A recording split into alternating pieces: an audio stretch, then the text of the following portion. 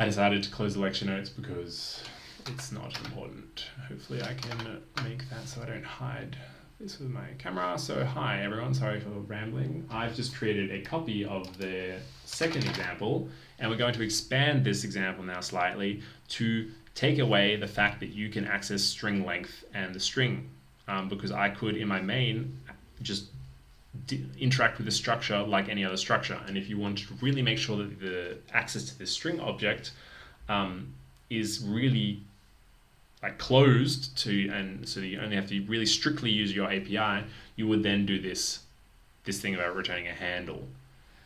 So now what we're going to do is we need to firstly do the type def for the handle. Essentially, we're just going to say whenever we create an object, we're returning to a void pointer so that you have no information about the size or the contents of the structure. So to do this, we will go in and we'll go into our include my string. Now I can open up the C file here.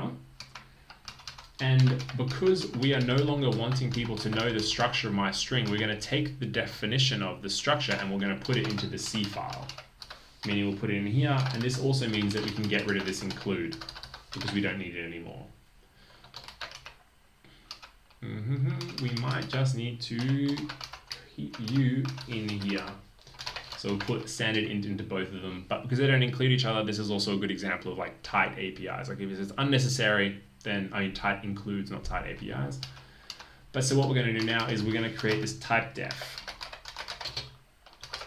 And we're going to say type def means essentially you're defining what one type is equal to in another type. And so by doing this, we're saying a void pointer, if you use this name, which we'll call it my string handle, whenever we use my string.handle, it's actually referring to a void pointer. So now this is, and now here, for instance, where we have this struct my string, it doesn't know what this is. We're going to replace, we'll just go and replace all of them. So struct my string, and I cannot type today, and we'll replace this with my string handle t. So now you can see here, we've replaced everywhere with, oh, sorry, that's wrong, because we need to go and we need to actually take my string with the asterisk and replace it with a space here. There we go. So no pointer because this is implicitly a pointer to void pointer. But now when the user goes and creates a string, so if we go and open and you go up to source and look at main, now what we're going to do, we don't know what this struct, so if I try and build this now, so you build, I have to remove cmake cache, cmake, it's going to throw me some errors saying that it doesn't know what this thing is, right? It doesn't know what type my string is because I moved it to the C file, and now when I include the header file, I don't actually know what the structure looks like. And so I'm going to delete this, and what we're going to do is we're going to get a handle. We'll do it the same way. Actually, what I'll do is I'll keep this first line, and then we'll comment this out, and now I'll retrofit this line to suit the new API where we get a handle. And so we're going to have to create a string handle. My string, now do I have it? My string, what did I call it? My string handle equals G. We called it our string. And this is going to be the same. My string init test string. So we should be able to build you, and if we GDB this bad boy, breaking at 14, now if we look at our string, and we look inside of it, we can't see the contents because it's a generic pointer. Like the compiler and whatever doesn't know what's at that location. Now we can typecast this explicitly in GDB, so we'll say that it's a struct my, what was it? A struct my string pointer, and it will then be able to tell you what's in it. But because like GDB can do this, because GDB is amazing, but in your code, I can't type in here and say I want to have a void pointer my casted string equal to struct my string pointer of our string, because if I go to build this, it still doesn't know our string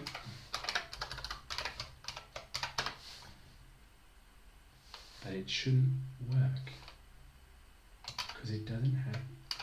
Yeah. Have I not saved this?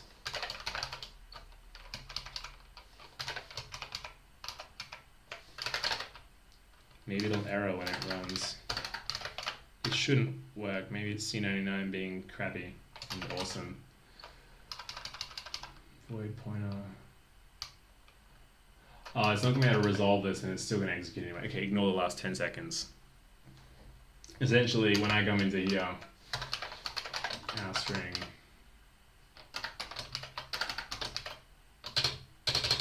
like my completion can't find out what it is because in this file, struct my string doesn't exist. So anyway, but now what we've done is we've created a handle to our string, and now we have to interact with it explicitly through the sets and the gets. So we have to go to our sets and our gets here and modify them to deal with handles. And so the only difference we have to do there is we have to typecast the uses, because this is coming in. We have to do the same thing here because this is also changed. So now we've changed all of these functions to take in. I was returning. Anyway. So now we have my string handle and it doesn't know what it is, and this is because we have to put in include where the type def is, which is inside of my string. So we have to include it back in.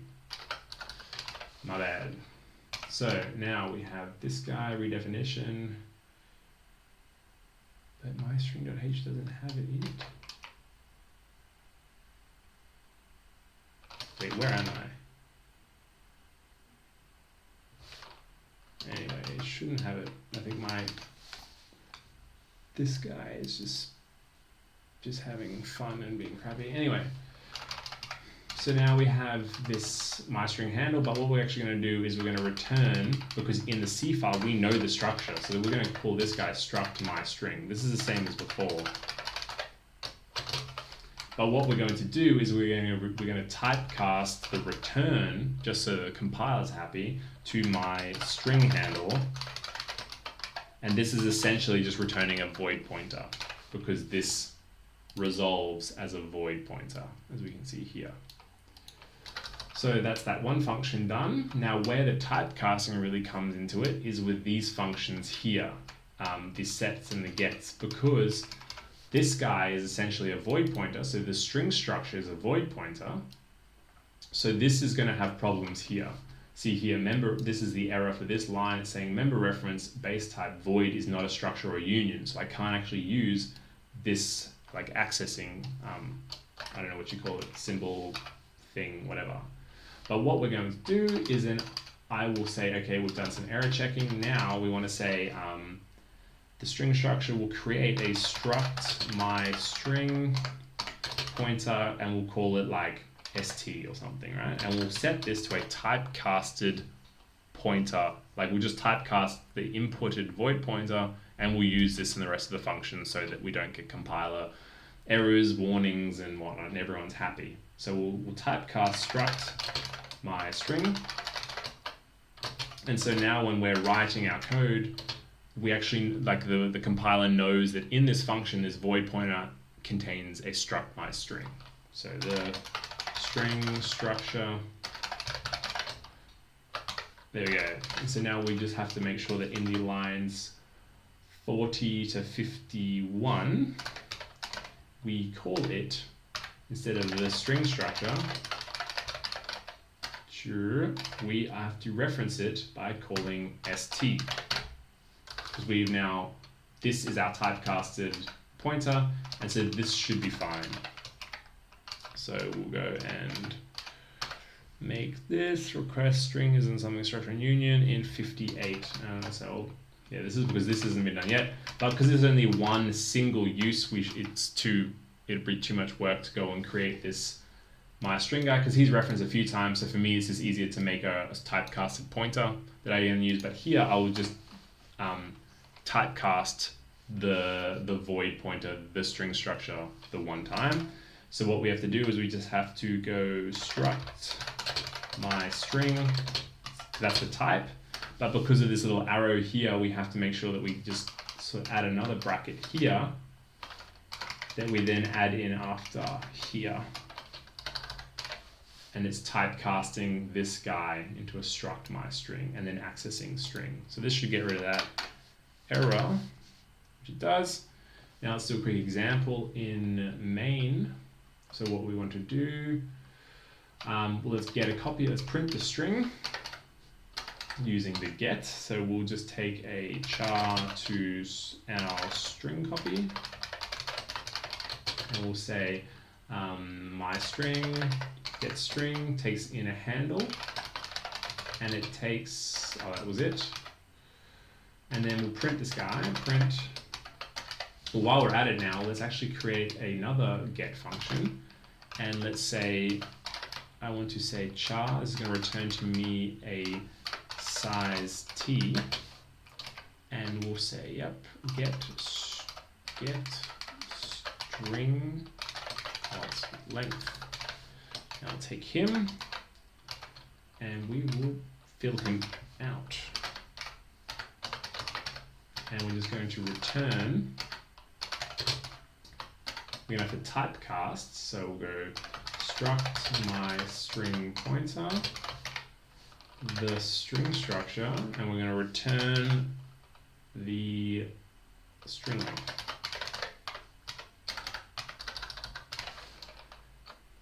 Cool. And so we'll say, okay, we'll just put the length at the beginning, and then we'll do a colon, and then we'll do the string itself inside of single quotes.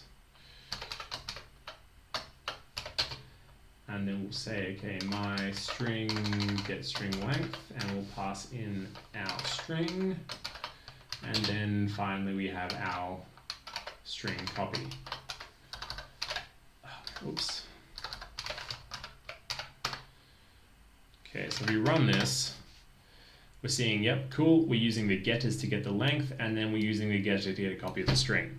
And so this is being done by, here we have no access to what's inside of the structure because we only have a handle, so a void pointer, but inside the actual functions, it's getting typecasted to the type it is, namely a pointer to a struct my string, and then we're returning like either a copy of the string, or in this case, we're just returning a size t that is the string length. So similarly, we can then we'll set the string, so we can go my string set string. Now we want to pass in the handle to it, so our string, and then we'll put in this is a second string and it is longer. And then we can take the same here.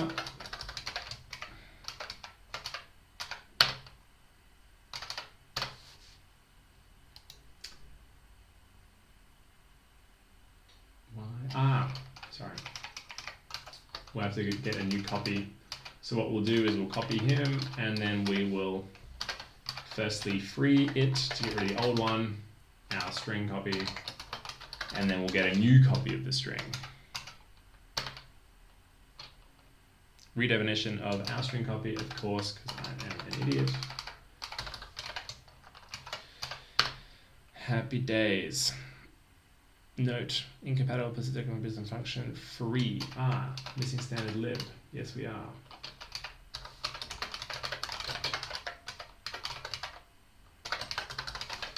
There we go. Now we should be happy. Okay, and we can run it, and we have used the setters with our handles to change the variable. Now, this, in all things considered, is probably, of the things I'm going to go over in these videos, the most advanced method. So if this is way too complex for you and you don't understand this, do not worry, you will be fine in this course without doing this. But for those students that are really motivated and want to understand the source code that I've written in the libraries, you'll come across methods similar to this in my code. So hopefully this makes sense of how a handle is being used. The next one is probably going to be the most practical for you in a way, combined with the second one where you're creating an object through init functions, you have setters and getters. But the next one is going to be very, very interesting for some of you, and it's quite easy to understand. So thank you for watching this one, and I'm going to go into the last video now.